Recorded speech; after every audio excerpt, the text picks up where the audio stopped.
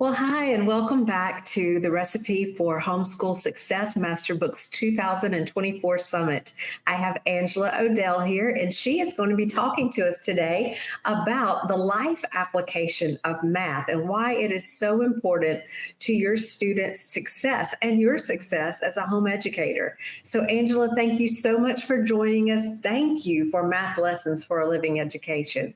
Thank you for the success that so many people have had, tear-free success in teaching math.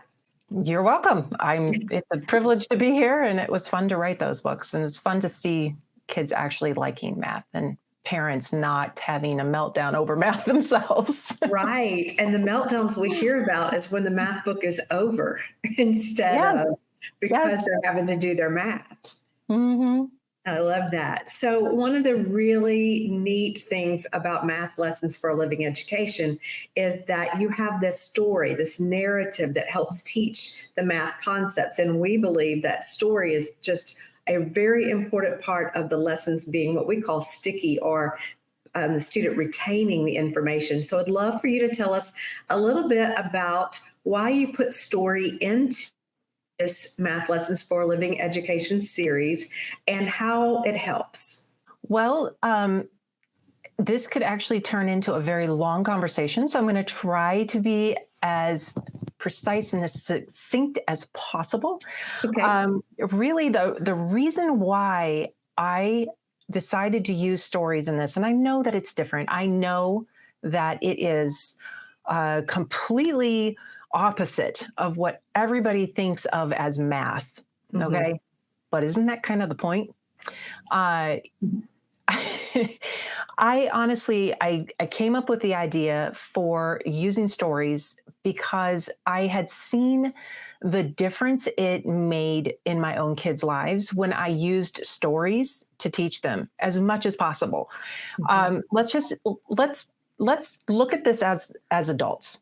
Okay, if we go to, let's say, a conference or convention, or go to a workshop, which type of speaker do you connect with and engage in and actually take away something useful? Mhm. Someone who sits up there and flashes bullet points on with an overhead, or someone who tells stories. Some of the very best workshop speakers, keynote speakers, they tell stories, and you feel a kindred spirit with them because they have gone through some of the things that you have gone through. And that's kind of the whole idea. Jesus told stories. Right. That's how he taught.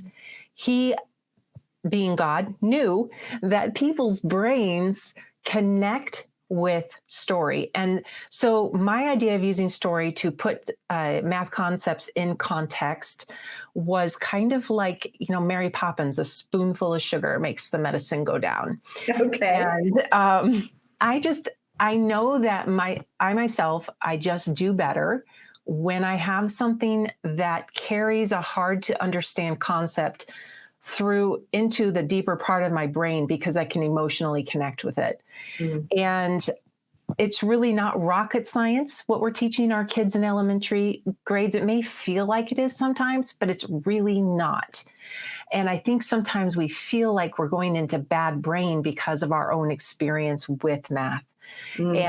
And I think I was telling you a little bit before that I have learned that so many homeschool parents, and especially moms, will come up to me at conferences, or they'll write me emails or leave me messages or whatever. They'll communicate with me about how they have anxiety that is attached to math, and that they are so anxious even teaching their child how to add or Mhm. subtract, or just the very simple concepts that are just foundational to all math. Mhm. And they ask me why. Why do I have this problem? I know these things, but why am I so afraid? And I understand, because although I don't have that specific thing with math, I do have it in other areas of our lives. We all do. Yeah. And we have to think, what caused that? As humans, we may not have enjoyed the way we learned, and it may not have been effective at all Mhm. with us, but yet it's our default because it's what we know. And it's somehow, in a weird way, it's our comfort zone. So a lot of people ask me, do we need to do the stories? And I'm not going to tell you what to do, but they are there for a reason. And they are quite simply to speak to your child's brain in a way that only stories can. Right. And they can put those math concepts into context where your child is not sitting there going, why do I have to learn this? And on that note, if your kids are saying about any subject, math included, why do I have to learn this?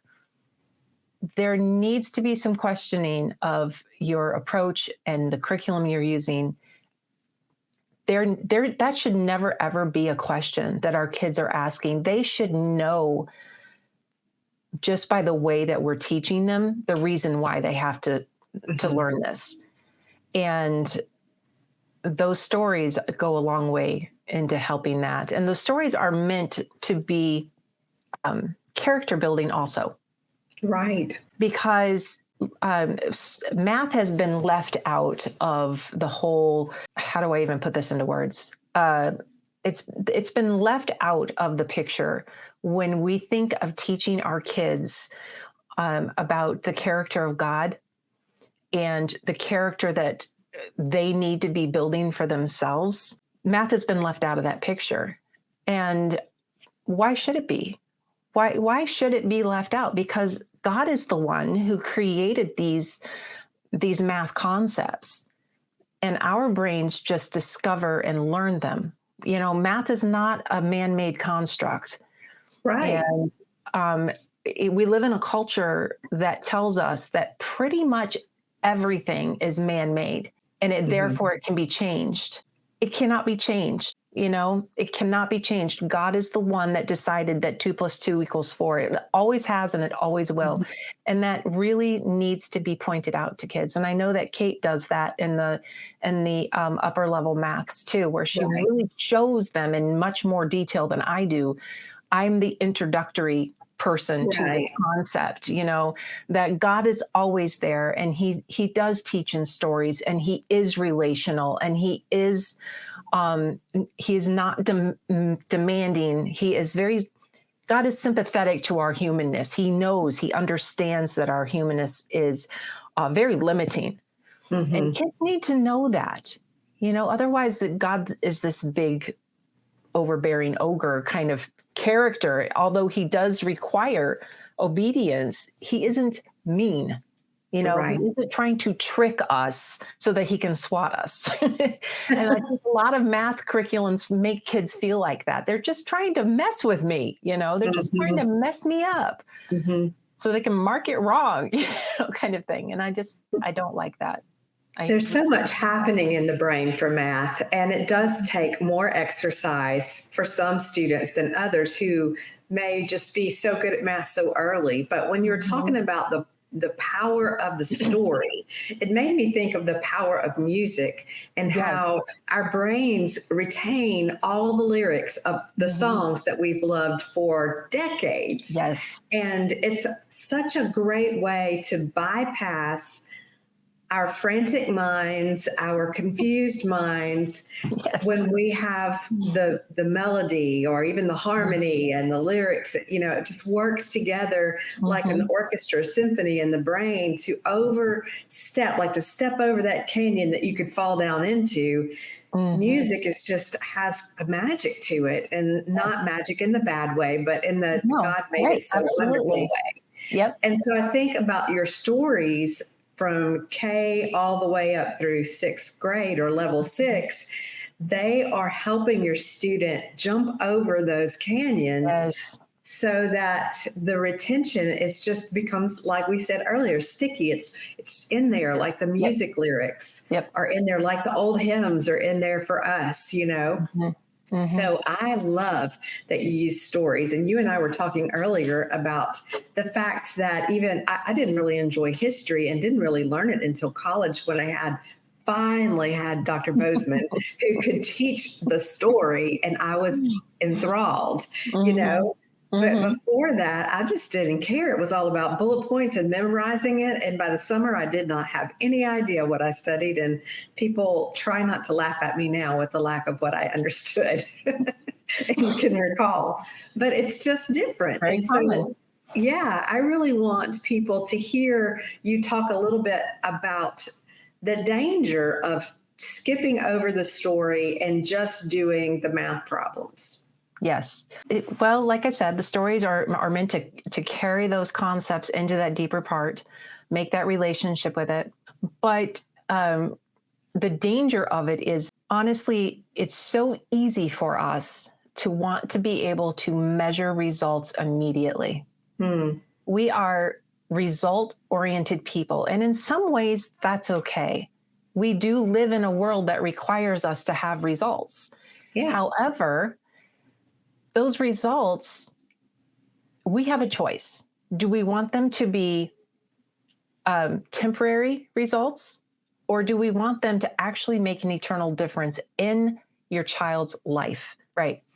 So the difference is when you have something that is a relational approach that uses the stories, that uses the whole child approach, like math lessons does. It does make an eternal difference. It's something that can be measured. Now we've seen the proof. The proof is in the pudding. There are many, many, many children who have tested at the end of that very year. They've tested very, very well.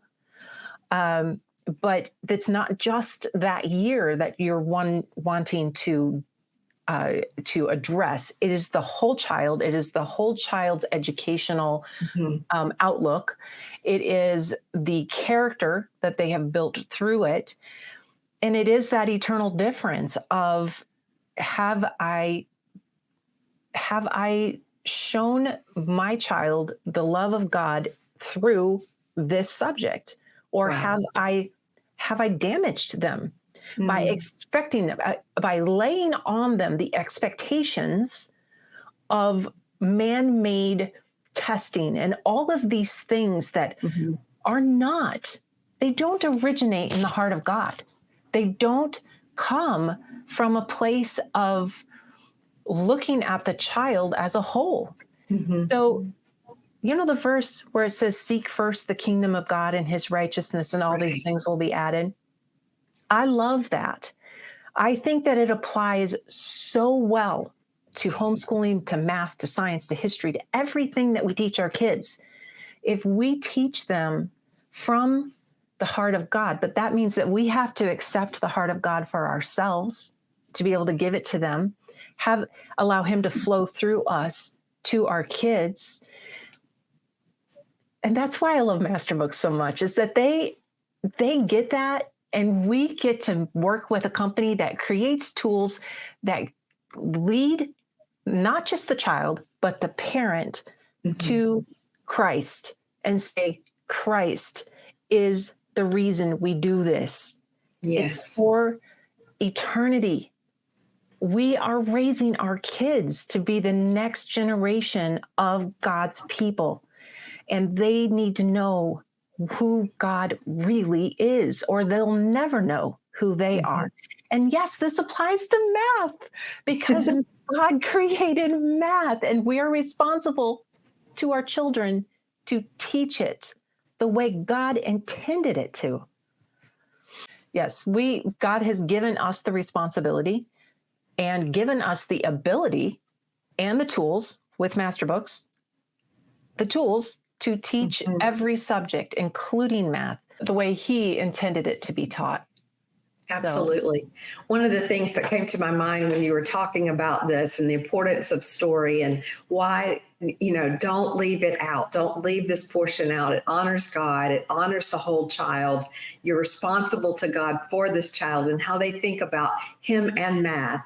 It's the same as, let's say you sent your child off to school and you weren't homeschooling and you skipped breakfast every mhm, day of the week. mhm, So they left hungry, distracted, and they only could just get pieces, and they had to ask a lot of questions, or they were very distracted, whatever it was. It's like the story to me is like having the fuel, the breakfast that partners with the brain that helps the child make it all make sense. They like turns it on for them. So I see that as just an integral part. And it's just kind of like we didn't know it before you came along. We didn't know we had to have stories to make math make sense, but now we know. So tell us just for a few seconds about the storyline and how it starts and changes throughout to help teach these different concepts. Yeah, well, the story starts, it's all one story. It follows the same family all the way through. It starts with when the older kids are young, they're like 5, 6 years old. And they are, just doing the things of life.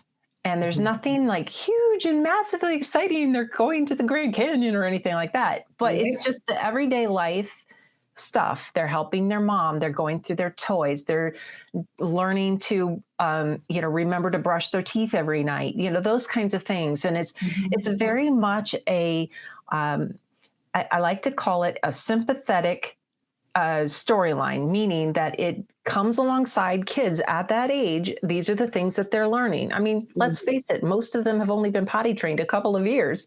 So, they're just still learning how to put their shoes on the right feet. And these are the big things of their world. So the story starting in K is that they're watching their parents interact. They're helping their mom unload and load the dishwasher and being very careful. They're learning that they have to be kind to each other and put away their toys, and all of the concepts that are taught and starting in K are just brought in through that story. And so there are relationships right from the very beginning. And I know we're going to have a conversation with Carrie about the importance of Math K. So I don't want to get into that too much, but the importance of being supportive and facilitating the development of children at that young age has been washed down the drain in our culture. Because why? We're all centered on that. I'm just going to say it, that stupid end of the year test. Like, how can you test and really get a picture of a child that's like, it's like going into the woods and cutting down a tree and looking at a cross cutting of a tree and saying, everything about that tree. You may know some things about that tree, but you don't know everything about that tree, and to make it even worse, it's like society does it to little trees all over the place. Oh, you're not up to snuff. You're not up to snuff, and it's like, what is with this where we have to constantly measure. So the point of the story that actually just kind of evolves through it is that it builds developmentally with the student who would be at that age range of using that level of book. So it grows in more depth and more emotional maturity and more concepts that go along with that age range. And so by the time they're up into Math 6, a lot of the storyline is supportive of what they're learning in math, but it also is very, very supportive of that child at that pre-puberty age, where they're dealing with some of those issues that kids at that age do deal with. And those are a little bit more, they're grittier. I mean, there's a thing about one of the kids gets bullied. What do they do in that case? Grandpa has a heart attack and almost dies. How do you deal with the concept of almost losing a loved one? The trauma from the adopted children's backgrounds finally catching up to the older one, and he's grappling with why would God allow that to happen? And those kinds of things, those are brought in. And a lot of people are like, what? That's in a math book? And I'm like, yes, because it's real life. Right. It's true life application and life skills. Like you're teaching them character, you're teaching them biblical worldview. You're teaching them the foundation of a family and how family works and how they work with the Lord. And you're teaching them math. Exactly. And it all goes together. Yeah. And it's very, because when we work with math in real life as adults, we don't just go into this sterile room that's void of everything that has to do with life. We don't operate in a void. We don't do math in a void. That's the point of learning math, is so that we can actually live a life that we know how to function in. You know what I mean? Right. So it's very important to understand when these concepts come in, and it gives them an idea of, oh, I have to learn, like comparative pricing on things, looking at, is it more affordable to get it at this store or at this store? Is it more responsible to use our money in this way or in this way? Mm-hmm. And you know what I mean? And going right down to the fact of, okay, which is a better price, ounce per ounce? How do we figure that out? So, Mm-hmm. and why would you want to figure that out? Because the family's making a budget for a trip that they're going to take. And do we pack lunches, or do we just stop and eat along the way? Which is, how much are we going to save? And how much more can we do on the other end if we don't spend all this money on food? Right. So these kinds of things not only help children, but they also help the parents of the children who want to stop everywhere and eat along the way. You know what I mean? It's like Yes. oh, Here's how that works. yes. Yeah, we need reminders all of our lives. We need Absolutely. we need a mentor at just the right time. And your story can be the mentor that parent needs at that time. So at Masterbooks Academy, we have 3 levels of math lessons for a living education. We have 4, 5, and 6. So I would love for you to tell us how these lessons are designed for the homeschool family to make them more successful at life, at home education, at learning. Well, first of all, it's my son-in-law who does it. He is very techy. He's very good with numbers and math and everything. He's very funny. So he came alongside of me and just kind of brought in that whole, just the support of showing the steps, which is really, really nice in those upper level concepts that are in the 4, 5, and 6. And he is going to eventually do the 3 also.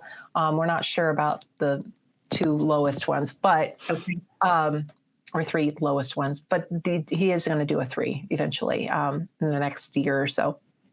But yes, those courses are set up to be quick lessons, just supportive. It gives I like to look at it as like a teacher's assistant.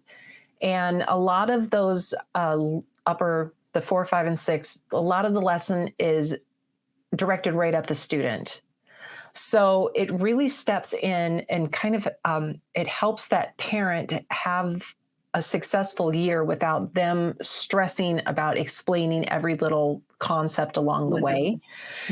So really, you don't have to use every single lesson to make it work well for you.